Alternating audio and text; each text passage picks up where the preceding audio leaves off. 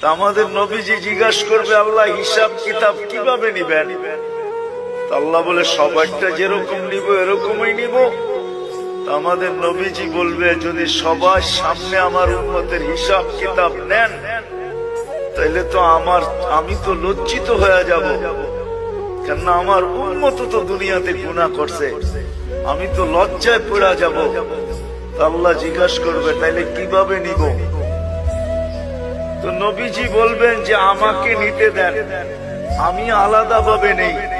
আল্লাহ প্রশ্ন করবে, আপনাকে যদি নিতে দেই, আপনিও তো আপনার উম্মতের গুনাহগুলা দেখবেন, তখনও তো আপনার চেহারাটা লজ্জায় ছোট হয়ে যাবে যে তোমরা আমার উম্মত হয়ে এই গুনাহ করলা, তো করলা কি করে, ঠিক না? সত্য তো? আল্লাহ জবাব দিবে, বন্ধু ওয়াদা আপনার চেহারা আমি লজ্জিত করব না।